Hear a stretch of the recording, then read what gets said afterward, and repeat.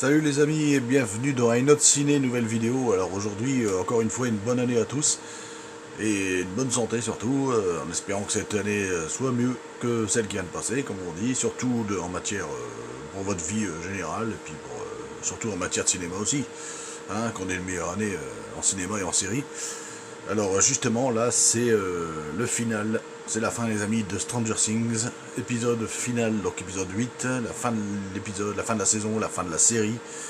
Alors qu'est-ce que j'en ai pensé? Bah, de toute façon vous savez que j'adore cette série, je suis fan avec mon gamin, alors on a regardé le dernier épisode aujourd'hui, que lui c'est un fan aussi. Et alors le titre de l'épisode, Le Monde à l'endroit, équivoque au premier épisode qui devait s'appeler Le Monde à l'envers, je crois, et un épisode qui s'appelait comme ça dans la première saison. Épisode final qui s'appelle Le Monde à l'endroit. Ce titre évoque beaucoup de choses, on verra après, dans le dernier épisode, qui donc ça clôt une série évidemment culte depuis qui a duré quasiment 10 ans, en honorant son héritage et aussi les personnages et aussi son public. Hein, même si certains spectateurs ont été déçus de certains traitements, mais bon, je m'expliquerai là-dessus après. C'est les frères Duffer, donc encore une fois, qui réalisent, hein, c'est pas le premier épisode qu'ils réalisent, mais ils réalisent eux-mêmes ce grand final de leur propre série, c'était eux les showrunners également. L'atmosphère est toujours aussi grave, mais maîtrisée, donc on a le temps de voir venir les choses, on a le temps de voir venir les enjeux, les actions, tout ce qui va se passer, ça n'a jamais été aussi fort, mais sans que ce soit précipité, vu que le rythme est bien dosé, les enjeux, les actions, on a 2h08, l'épisode dure 2h08, donc on a le temps de voir venir les choses, ça prend son temps pour expliquer les enjeux, les actions, le rythme, est bien dirigé, bien dosé, chaque scène a son poids, c'est vraiment bien foutu, et on sent que on sent que rien n'a été laissé au hasard par les frères Duffer, en tout cas dans cet épisode. Tous les personnages sont tous bien exploités jusqu'au bout, traités jusqu'au bout, même on prend bien le temps de finir, vous verrez dans ce final, on prend bien le temps de finir leur arc narratif à chacun, ce qui est assez bien, c'est pour ça que ça prend aussi, cet épisode dure 2 heures, mais bon, il y a aussi de l'action, de l'émotion, et évidemment la partie plus émotionnelle, encore plus je dirais, c'est pour ce qui est de la fin de l'épisode, on va dire, parce que c'est les personnages, on les verra pour ces personnages-là, en tout cas pour la dernière fois, en tout cas. Ça joue beaucoup sur la sobriété, sur le nostalgie et l'émotion, évidemment. Les relations forgées depuis le début de la saison entre les personnages, bah c'est là, ça prend tout son sens, effectivement, parce que là, c'est vraiment la dernière fois qu'on les voit. Alors, bien que Stranger Things, bien que c'est une série fantastique, eh bien, c'est avant tout une histoire d'amitié, de loyauté, et surtout du passage à l'âge adulte. Parce que c'est vraiment de ça qu'il est question, la fin de la série s'arrête, la série s'arrête, et les enfants ne sont plus des enfants, et quand tout ça sera terminé, ça sera des adultes, ce qui est le cas maintenant au niveau des acteurs en plus. Tous ces jeunes qu'on a connus tout petits et puis qui de 10 ans auparavant qui deviennent du coup adultes, et le passage à l'âge adulte en même temps que cette histoire se termine, c'est déjà tout le message, et le monde à l'endroit qui se remet, tout redevient normal. Voilà, donc le titre évoquait donc beaucoup de choses. Alors visuellement c'est toujours aussi beau, on n'a jamais été autant dans les deux mondes, que ce soit le monde réel ou le monde à l'envers, voire même les abysses, parce que le monde à l'envers, je rappelle que maintenant c'est un pont qui est entre les deux mondes, et qu'on doit essayer de détruire. Et on sent bien que la fin d'un cycle arrive. Comment dire, bon, toujours la musique, elle est toujours à tomber, hein, entre nostalgie et tension dramatique, ça donne bien la tension, la musique donne bien la tension, que ce soit vraiment un adieu à la série, quoi. Mais la force de ce vrai final, ce que j'ai envie de dire, c'est que c'est un ton assez juste. Le final, ça cherche ni à choquer gratuitement les fans, ni à les flatter non plus. Parce que les fans attendaient certaines choses, d'autres moins. Il y a beaucoup de fans qui attendaient surtout beaucoup de choses. Et les frères Duffer assument leur choix depuis le début de la série, je trouve, ils assument, ça reste fidèle à l'ADN de la série, ça offre une conclusion un peu amère pour certains, je dirais, oui, un peu amère parce qu'on verra plus ces personnages, un peu doux, oui, un peu douce amère parce qu'on verra plus ces personnages, mais un peu frustrant même, je dirais, pour certains, mais certes, on nous laisse le choix, et vous comprendrez ça en voyant la fin de l'épisode, on nous laisse le choix sur une chose. Et ça reste aussi une fin particulièrement humaine. Donc voilà, on quitte cette série aussi en ayant justement l'impression d'avoir grandi avec tous les personnages pendant 10 ans. et que maintenant, il va falloir les laisser partir. Voilà, c'est exactement comme ça que ça se termine, c'est exactement comme ça que moi je l'ai ressenti en tout cas, et je dois pas être le seul. Et le monde à l'endroit, comme quoi tout redevient normal, c'est la fin. Les enfants, comme je disais, qui reviennent, qui passent de l'âge enfant à l'âge adulte, quand tout ça sera terminé, c'est déjà des grands, hein, c'est déjà des adultes, et une page qui se tourne, mais pas totalement, vous comprendrez encore une fois pourquoi. Alors je vais revenir sur ce que je disais, ceux qui ont été un peu frustrés par rapport à certains traitements qui ont été faits, ceux qui ont été déçus, c'est bien libre à eux, hein, chacun son avis, mais certains fans, peut-être même un peu trop fans, ne peuvent s'empêcher de théoriser depuis un moment maintenant sur YouTube, avec les bandes annonces qui durent 2 minutes, on a déjà la moitié de la série, ça je regarde pas, je vous le dis tout de suite, moi des fois je suis obligé de regarder des petits teasers pour les bandes annonces, pour faire les avis, là je viens de commencer, parce qu'avant je détestais ça de regarder des bandes annonces, avant on avait des vraies bandes annonces qui duraient, même de films, hein, qui duraient peut-être 1 minute à 1 minute 30, on ne spoilait pas tout le film, maintenant on a des bandes annonces qui durent 2 à voire 3 minutes, on a quasiment tout le film dans la bande annonce, c'est pour ça que je regarde plus trop les bandes annonces maintenant. Mais ce sera pareil pour les séries. Mais le pire de ça, c'est encore le reste, c'est les théories que je vois sur YouTube des fois. Alors les fans se sont mis dans la tête, bon c'est bien, hein, ils font des sites de théories, c'est bien de faire des théories, je dis pas, mais il y en a, ils y croient tellement à ces théories-là, qui finissent par vraiment y croire que ça va se passer dans la série. Mais non, c'est pas ça. Ça va pas se passer dans la série forcément. Il y en a qui disent, tiens, qui va mourir dans le dernier épisode de... Il y aura lui, il y aura lui, il y aura lui, ah puis finalement non, ça sera peut-être lui, mais non, mais je suis sûr que ça va être lui, de toute façon c'est sûr, il va mourir, elle va mourir, il va mourir, bon. Tout le monde s'entend à dire depuis le début, et ça, bon, je pense que tous les fans qui vont regarder cette vidéo vont me dire, c'est sûr que 11 va se sacrifier ou mourir à la fin, ou quoi qu'est-ce. Peut-être. C'est un truc qui est plausible et qui on voit venir à 10 km, je suis d'accord avec vous. Je reconnais que certains trucs sont téléphonés. Comme vous verrez, voilà, Steve qui échappe de peu à la mort, bon, on sait déjà qu'il va pas mourir. C'est un petit... De toute façon, je dirais quand je spoil, mais ne vous inquiétez pas, ça risque rien. Je reconnais que certains trucs sont téléphonés et qu'on voit venir un peu à des kilomètres. Mais vu la fin, et alors je répète, ceux qui théorisent, arrêtez de théoriser aussi pour rien, je veux dire, parce que c'est bien, mais en fait, je crois qu'il y en a certains qui croient à leur propre théorie, et après ils sont déçus de leur propre théorie, en fait, parce que ça n'arrive pas. Voilà, c'est ça que je veux dire, ça n'arrive pas, alors ils sont déçus de leur propre théorie, et du coup ils disent, c'est nul. Non, c'était prévu comme ça, à mon avis, c'est tout.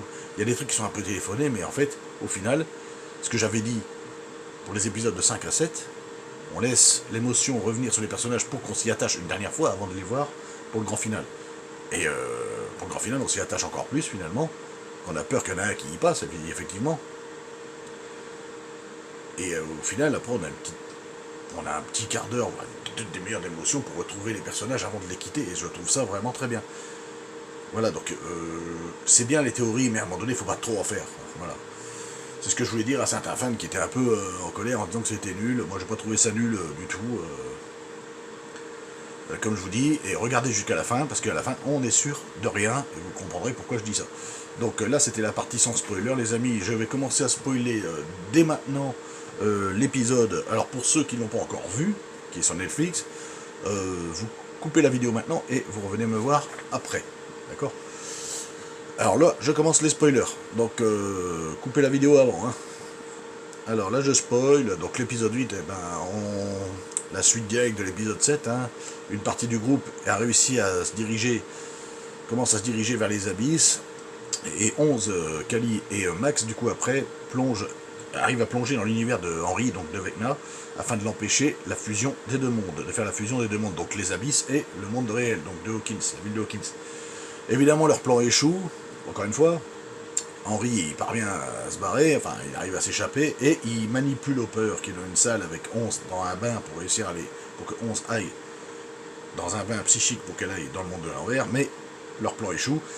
Il finit par... Vecna arrive à manipuler Hopper, pour qu'il finit par rompre, du coup, la glace où 11 est dans le bain, donc du coup, il la libère, et ça rompt, du coup, le lien de 11 avec le monde à l'envers.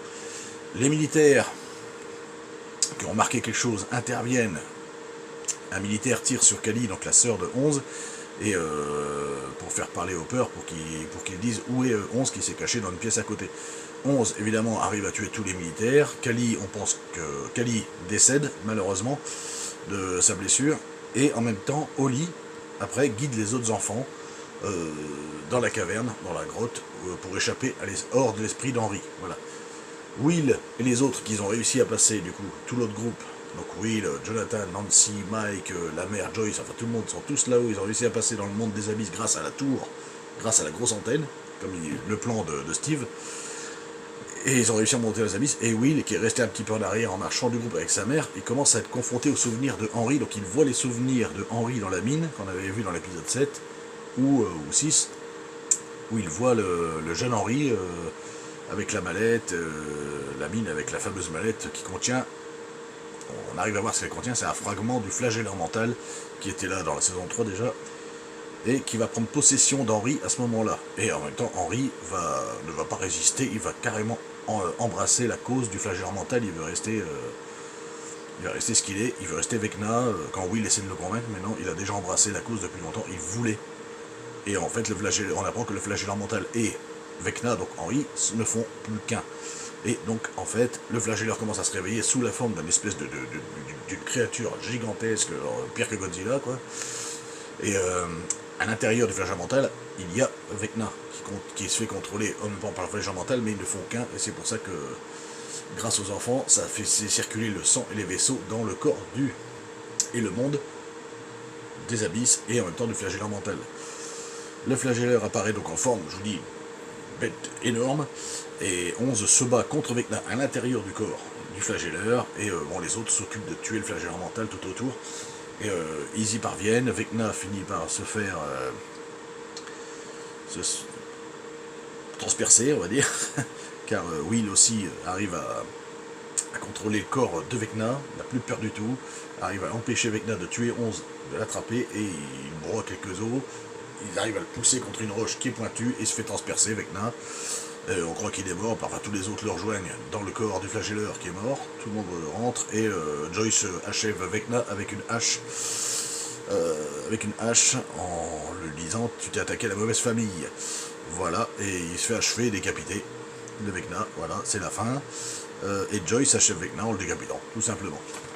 Voilà. Ensuite, ils sont de retour à Hawkins, après qu'ils aient fait sauter le pont, donc le monde à l'envers, c'est le pont. Le groupe est finalement arrêté dans le monde réel par la générale Kay, qui veut récupérer encore une fois 11, parce que, comme ils avaient dit dans les épisodes, elle veut récupérer 11 pour continuer à faire des enfants à partir du propre sang, donc des enfants surdoués et psychiques à partir du sang de 11, mais ils sont relâchés ensuite quand ils voient que 11 se sacrifie en restant à l'arrière, encore dans le portail du monde à l'envers, quand ils le font, quand Hopper justement et Murray le font sauter. Ils font tout exploser, donc ils sont tous en pleurs, Mike le premier, à voir 11 se sacrifier, le portail disparaît, ainsi que le monde à l'envers qui était derrière, tout explose, tout disparaît, avec le monde à l'envers. Et donc 11. 18 mois plus tard, donc on fait un bond dans le temps de 1 an et demi, la vie a repris son cours, Hawkins, il n'y a plus que le monde réel qui existe, donc l'autre monde, tout est bien, qui finit bien on va dire, et c'est le seul monde possible, et les plus âgés se retrouvent, c'est-à-dire que Hopper demande à Joyce en mariage, ils ont l'intention de s'installer plus tard à New York, près de New York, pour se rapprocher un peu plus de leurs enfants, les plus jeunes obtiennent leur diplôme, avant de se réunir autour d'une dernière partie de Donjons et Dragons, ça c'est vachement émouvant, et vous verrez qu'à la fin de la partie, Mike imagine l'avenir et nourrit un espoir que 11 soit peut-être encore en vie, suite à une théorie qu'il a peut-être vue avant le sacrifice de 11, ou peut-être le faux sacrifice d'ailleurs, on voit 11, on imagine, c'est peut-être la théorie de Mike qu'on imagine, on la voit marcher sur une espèce de falaise dans un pays lointain, mais dans tous les cas, même si elle soit en vie, elle ne pourra jamais revenir à Hawkins ni regrouper pour pas qu'elle soit en danger, qu'elle se fasse à nouveau capturer par des militaires éventuels. Voilà, dans tous les cas, qu'elles soient en vie ou pas, elles se reverront jamais, ça se termine comme ça, ou alors, voilà, c'est pour ça qu'on a, ce que je vous disais, on a l'approbation, il y a l'approbation du public, en fait le public peut se dire, soit elle est vivante, peut-être ailleurs, suite à une manipulation que Kali aurait fait avant de mourir, soit 11 est morte. Et en fait, on laisse au public le décider, le choix, de soit elle s'est vraiment sacrifiée, soit elle est quelque part vivante, mais loin, pour ne pas être retrouvée. Voilà, et c'est exactement ça que je trouve bien, c'est qu'on nous laisse encore le choix, justement, de penser ce qu'on veut, et que cette série est juste superbe, du début à la fin. Voilà, il y a eu quelques petits défauts évidemment, mais pas beaucoup. Évidemment, il y en a qui disent que la partie où Vecna et le flagellant mental se font tuer, la petite bataille passe très vite, et après on a 3 quarts d'heure d'émotion, tout ça, bon. Ces 3 quarts d'heure d'émotion pour finir les arcs des personnages, il est fallait. Bon, il aurait peut-être fallu, moi je dis, allez, peut-être le petit défaut. Le quart d'heure d'émotion, le 3 quarts d'heure, il aurait fallu peut-être que ce soit une demi-heure à 25 minutes d'émotion pour finir les arcs, allez, une demi-heure, 25 minutes. 25 minutes c'est très bien pour finir les arcs, un petit hommage à 11, les personnages, et laisser la bataille supplémentaire, je dirais la bataille avec le flagelleur et Vecna, la laisser durer 10 minutes de plus que ce qu'elle est dedans, ça aurait été, là ça aurait été vraiment dantesque. Bon, on va pas s'en plaindre, elle était quand même bien cette bataille, le flagelleur mental, bon, ça aurait été bien que ça dure un peu plus longtemps, une dizaine de minutes de plus, oui, je vous l'accorde, ça c'est vrai. Mais ça en reste pas moins une très bonne série, une excellente série, voilà. Alors j'espère qu'un jour elle sortira en Blu-ray, un coffret avec les 5 saisons, ça serait mon kiff. Je pense que ce serait le kiff de plusieurs personnes, hein, Blu-ray 4K évidemment. Et voilà tout ce que je pouvais dire donc sur cette série qui se termine malheureusement, mais à un moment donné il faut bien un début, il faut bien une fin, après ça viendrait peut-être un peu trop lourd aussi. Ça se termine comme ça doit se terminer et c'est très bien. C'est en 5 saisons comme ça, c'est bouclé, c'est terminé, c'est fait. Comme Breaking Bad qui avait 5 saisons, c'est terminé, c'est bouclé, c'est fait. Voilà. Et on n'en parle plus. Alors pour les fans de Stranger Things, je rappelle qu'il y aura une série d'animation Stranger Things qui sera sur Netflix donc en 2026. Donc c'est juste, je crois qu'il y aura ça va être une série d'animation, donc ça va être un petit, il n'y aura pas beaucoup de saisons, ça va être, peut-être qu'il y en aura, ouais, ça va. Ça se passe entre les saisons 2 et les saisons 3, donc c'est avec les mêmes personnages, sauf que c'est une série animée, donc c'est avec des petits arcs qu'il y a eu entre les saisons 2 et la saison 3 de la série originale. Voilà. Donc voilà les amis, au cas où vous ne le saviez pas, ça sortira courant 2026 sur Netflix. Voilà tout ce que je pouvais vous dire. Et bah voilà, c'est une page qui se tourne pour beaucoup de fans, pour beaucoup de gens. Et puis on commence l'année correctement avec un bon final de Stranger Things. Et on espère avoir des bonnes séries, des bons films cette année. Voilà les amis, je vous laisse. Bientôt la critique, là, je vais la faire demain je pense, la critique de la série Pluribus. Ça n'a pas été évident à faire parce que c'est une excellente série aussi celle-là. Ouais, on va continuer dans les bonnes séries. Et puis ça y est, le 9e épisode est sorti, le dernier épisode de la saison 1. Et je vous ferai la critique certainement demain. Voilà les amis, abonnez-vous à la chaîne si c'est pas fait. Et puis demain je vous fais la vidéo de Pluribus. Allez, à demain.